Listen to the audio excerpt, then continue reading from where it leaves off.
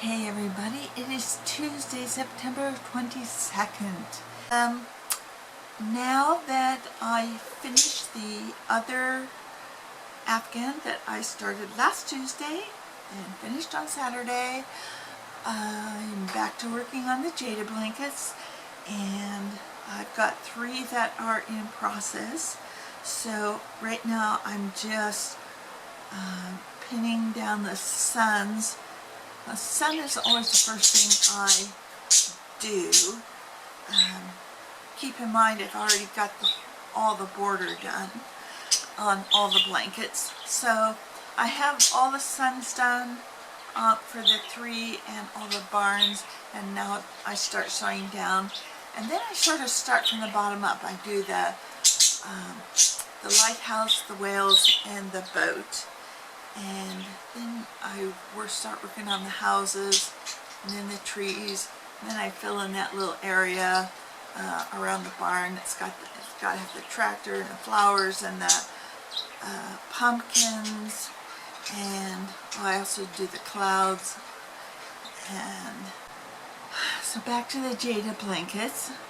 I am going to show you sort of how I am working on them. If you've never done one before, they really are not complicated and they're not difficult. There is a lot of sewing involved. I think the sun is the most tedious thing to sew down, just because there are, let's see, well, there's 24 rays you have to go in and out and in and out, go all the way around them.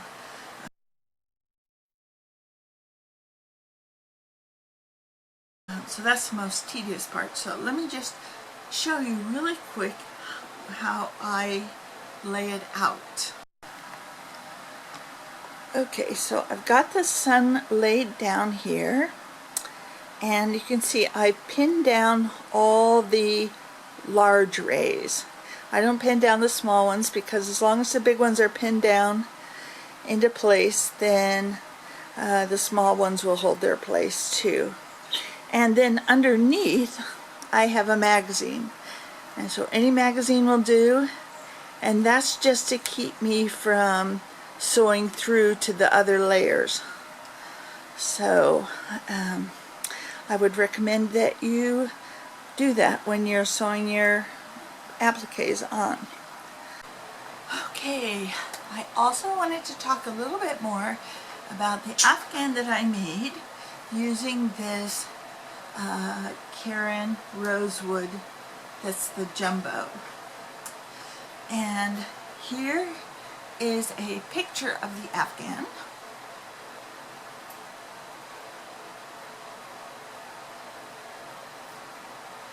And the colors that I used to go with this were all Red Heart, just because that's what I had on hand.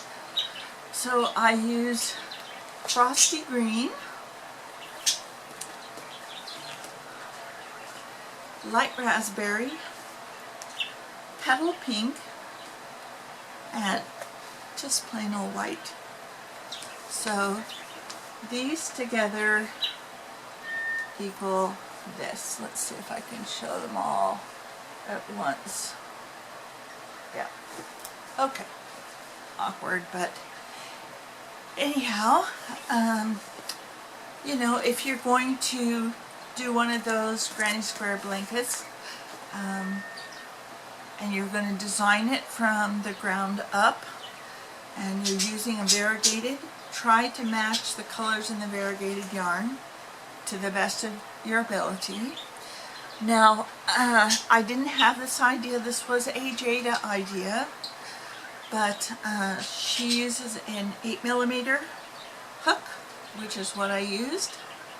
And another thing about the granny squares, the individual squares, is, you know, some people leave a hole right in the middle of the granny square.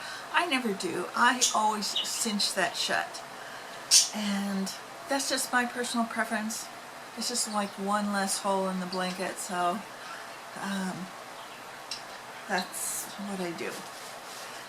But with the 8mm hook, I do 5 rows.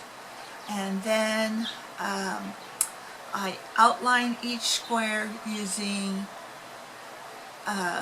Caron Simply Soft.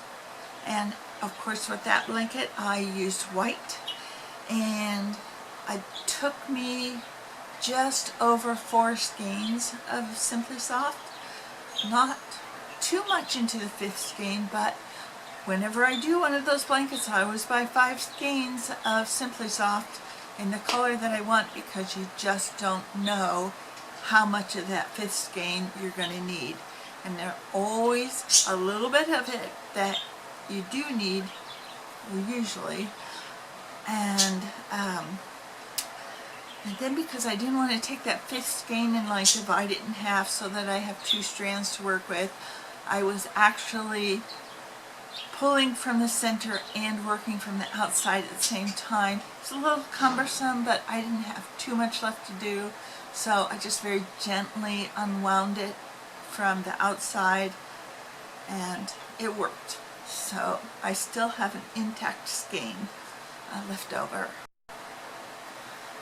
Okay, so we have not had an update on the persimmon tree for a while. So let's go outside and take a look at how they are progressing. And we still have at least another month before the harvest begins, although you do get 1 or 2 that will ripen early and you can't get to them and they fall to the ground and just make a big old splat mess. But let's go look at the others. Okay, you can see they have some color on them now. And let's just look up here. Let's see if we can't zoom in on that a little bit. That one there could be close. It's not in focus. There we are. But then we get to these ones right here. And they're still pretty green. But yeah, they're doing pretty good.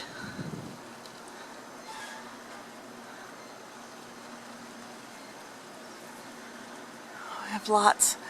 We did cut down that one branch that was broken, and so that's created a lot less stress on these. Well, let's see if you can see these wires that are going through. But as soon as the fruit season is over, we're going to be cutting this tree back big time.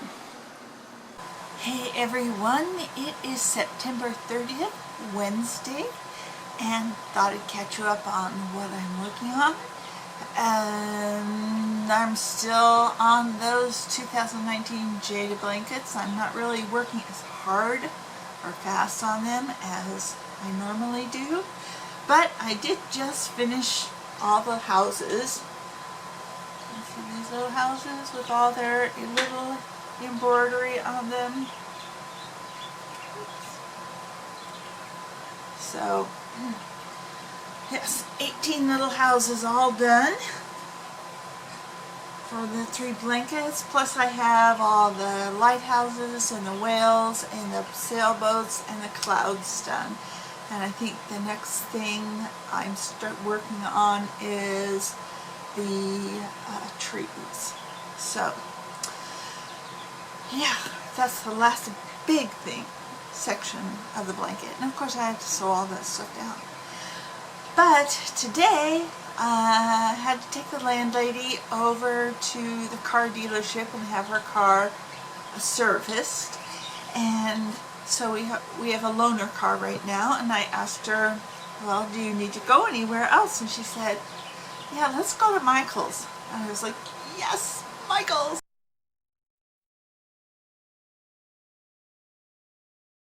Because I've been needing to purchase some baby pink yarn. That's what I use for skin tone when I'm making little dolls and amigurumi stuff. So that's what I got, and I'll show you. So I got 3 skeins of the baby pink, but then,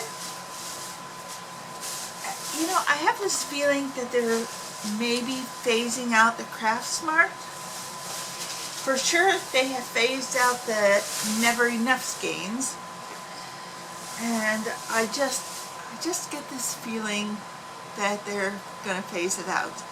But I found this one skein that had one of it, and the color is Primrose, and it looks very much like the Karen Rosewood, but maybe the colors are a little more brilliant, a little darker.